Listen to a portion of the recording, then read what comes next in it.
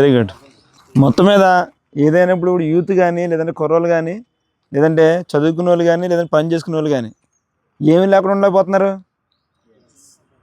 Games లేకుండా ఉండలేకపోతున్నారా? Cell phone లేకుండా ఉండలేకపోతున్నారా? Cell phone లేని వాళ్ళు ఎవరున్నారు ఇక్కడ? ఏదో చదువుకున్న హై స్కూల్ అయితే వాళ్ళకు ఉండదు అంతే, స్కూలింగ్ వాళ్ళు అయితే ఉండదు. ఏదైనా ఇప్పుడు కూడా సెల్ ఫోన్ వల్ల ఎంత ఉపయోగం ఉందో అంత అనర్థం ఉంది, అవునా కదా? అనర్థం లేదు చెప్తాను కానీ. సో ఏదైనా ఇప్పుడు కూడా మీరు అందరూ కూడా ఆ సెల్ ఫోన్ కానీ టెక్నాలజీ కానీ పక్కన పెట్టి పాత పద్ధతిలో మన యొక్క ఫిజిక్ కానీ మన యొక్క ఆరోగ్యంగా ఉండే నిమిత్తం మీరు అందరూ కూడా గ్రౌండ్ని ఎంచుకుని ఎందుకని ఇదంతా కూడా మన ఆరోగ్యంగా ఉండడానికి సంతోషంగా ఉండడానికి, అవునా?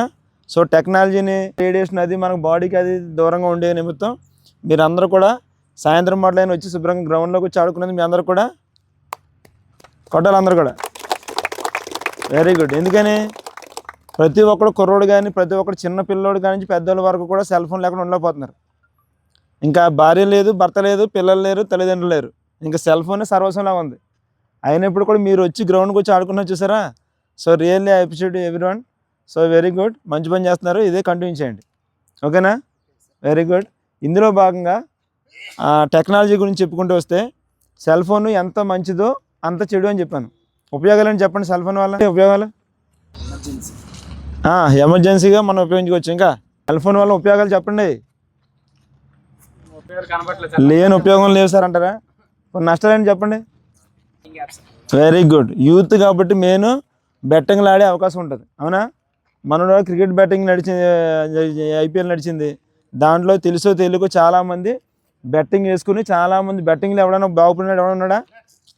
బెట్టింగ్లో నాకు ఇంత డబ్బు సంపాదించానని చెప్పి ఎవడైనా చెప్పినాడు ఎవడన్నా ఉన్నాడా? ఒకవేళ వేసుకున్నాడు అంటే కంపల్సరీ కేసులు కట్టంగానే బెట్టింగ్ వల్ల నేను బాగుపడేదని ఒకడు కూడా ఉండడు, అర్థమైందా? Very good. So cell phone ఉండటం వల్ల మనిషి బెట్టింగ్ కాకుండా ఆన్లైన్ బెట్టింగ్ కూడా వేసి పాడైపోయిన సందర్భాలు. Very good. ఇంకా నష్టాలేంటి? ఫోను ఎక్కువ చూడటం వల్ల మన టైం అంతా హృదయం అవుతుంది, అవునా కదా? మనం ఏదైతే గోల్ రీచ్ అవ్వాలనుకున్నామో అది రీచ్ అవ్వకుండా సెల్ ఫోన్కి అంకితం అయిపోయి మన టైం అంతా వేస్ట్ అవుతుంది, మనకి గోల్ రీచ్ అవ్వలేకపోతాం.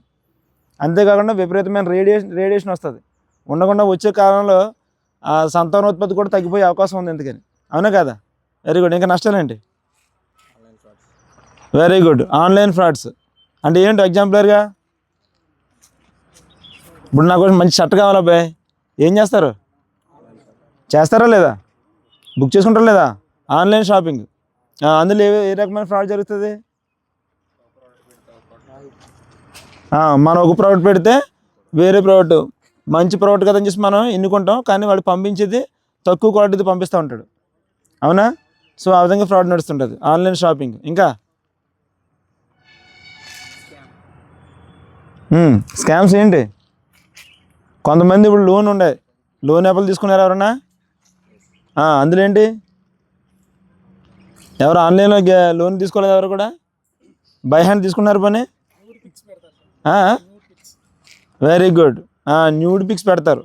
సరే, వెరీ గుడ్, మంచిదే, మంచి కాన్సెప్ట్. ఎందుకంటే మొన్న ఎగ్జాంపుల్ మనం ఏం చేశారంటే మనం ఏ యాప్ తీసుకున్నా సరే లోన్ యాప్ తీసుకుంటే ముందు మన యొక్క డేటా ఇవ్వాలి వాడికి, ఓకేనా? మన పేరు, మన అడ్రస్, మన ఫోన్ నెంబర్, మన అకౌంట్ నెంబర్ ఇవన్నీ కూడా వాడికి ఇవ్వాలి డెఫినెట్గా.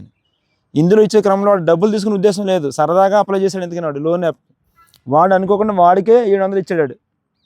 నేను డబ్బులు అడగలేదు కదా, ఎందుకు ఇచ్చారని చెప్పి అడిగాడు. ఎందుకని నువ్వు కానీ రేపు కట్టకపోతే నువ్వు ఇస్తాం బాబు, నువ్వు అప్లై చేసుకున్నావు కదా, అంటే మీరు కనీసం నువ్వు మా దాంట్లోకి ఎంటర్ అయ్యాయి కదా అని చెప్పి 700 ఇచ్చాం, రేపటికి కానీ 1500 కట్టకపోతే చూస్తానని చెప్పి అన్నాడు. ఎల్లుండికి కానీ 3000 కట్టకపోతే చూస్తా అన్నాడు. ఏం చూస్తారని చెప్పి అంటే వాడికి బట్టలు వేసుకున్నాం కదా మనం, బట్టలు లేని మనోడు చెప్పినట్టు నేకెడ్ ఫొటోస్ అంటే న్యూడ్ ఫొటోస్ పంపించాడు వాడివే. ఎలా ఉంటుంది? ఎలా ఉంటుంది బట్టలు లేని ఫోటోలు? నా కాంటాక్ట్స్ ఎన్ని ఉన్నాయో లేదా వాడి కాంటాక్ట్స్ ఎన్ని ఉన్నాయో అన్ని కాంటాక్ట్స్ పంపించే పరిస్థితి, ఎందుకని, అవునా కదా? సో ఆ విధంగా మనల్ని గ్రిప్లో తెచ్చుకుంటాడు. ఎందుకని ఎప్పుడైతే మన యొక్క ఇన్ఫర్మేషన్ వాడికి ఇచ్చామో మన తల తీసుకెళ్ళి వాడికి ఇచ్చినట్టు. ఎందుకని వాడు ఎలాగైనా సరే మనం తల చేత కొడతాడు. సో అన్నెసరిగా మీరు ఆ యాప్స్ డౌన్లోడ్ చేసుకుని పనికిరాని యాప్స్ డౌన్లోడ్ చేసుకుని ఆన్లైన్లో లోన్ పెట్టుకుని అన్నెసరి మన ఇన్ఫర్మేషన్ అందించి వాడి ద్వారా మనం మోసపోకూడదు. నువ్వు ఇది కానీ చేయకపోతే డబ్బులు కానీ కట్టకపోతే నీ ఫొటోస్ అన్నీ మీ యొక్క దాంట్లో పంపిస్తానని చెప్పేసి చీట్ చేయడం జరిగింది. అలాగే ఇంచుమించు 7,000 వరకు కట్టాడు. అర్థమైందా? Very good. ఇంకా